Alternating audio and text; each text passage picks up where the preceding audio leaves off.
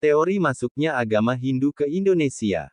Proses masuk dan berkembangnya agama Hindu di Indonesia, dibawa oleh kaum pedagang, baik pedagang India maupun Indonesia, yang datang ke India. Mereka selanjutnya membawa dan menyebarkan agama Hindu di Indonesia. Namun, di lain pihak ada beberapa pendapat yang berbeda tentang penyebaran agama dan kebudayaan Hindu di Indonesia.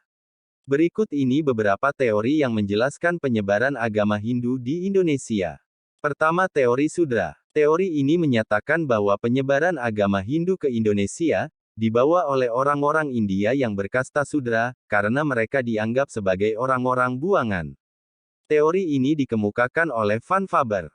Namun, teori ini dibantah oleh beberapa ahli, karena kasta Sudra tidak mengetahui seluk-beluk agama Hindu.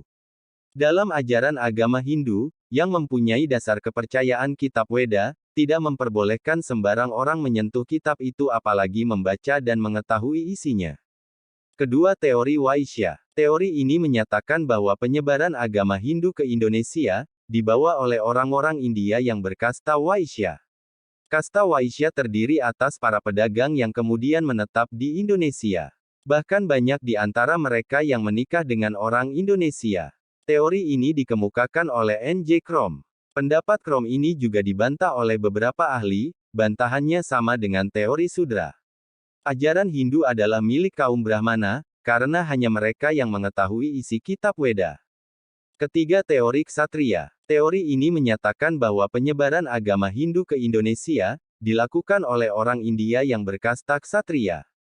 Hal ini disebabkan karena di India terjadi kekacauan politik, sehingga para ksatria yang kalah melarikan diri ke Indonesia.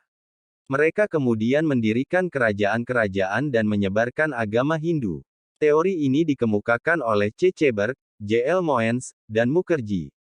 Teori ini pun mendapat bantahan karena tidak mungkin pelarian ksatria dari India mendapat kedudukan mulia sebagai raja dan membentuk daerah koloni di Indonesia.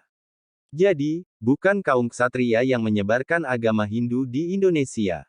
Keempat, teori Brahmana. Teori ini menyatakan bahwa penyebaran agama Hindu di Indonesia, dilakukan oleh orang India yang berkasta Brahmana.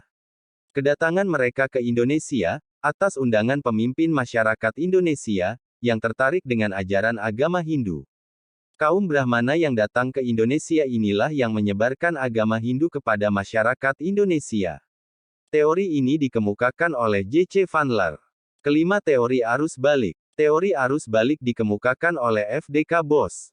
Menurut Bos, masyarakat Indonesia berperan aktif dalam penyebaran agama tersebut.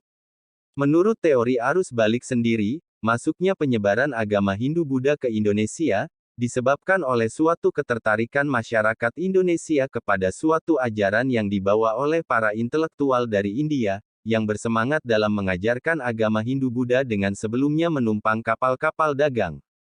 Teori arus balik ini juga didukung oleh bukti sejarah yang berasal dari prasasti Nalada. Dalam prasasti ini disebutkan Balaputra Dewa sebagai Raja Sriwijaya, kemudian mengajukan permintaan pada raja di India dalam membangun wihara di Nalada yang digunakan para tokoh-tokoh Sriwijaya dalam menimba ilmu. Demikian teori masuknya agama Hindu ke Indonesia. Untuk mendapatkan video lainnya, jangan lupa klik subscribe. Terima kasih.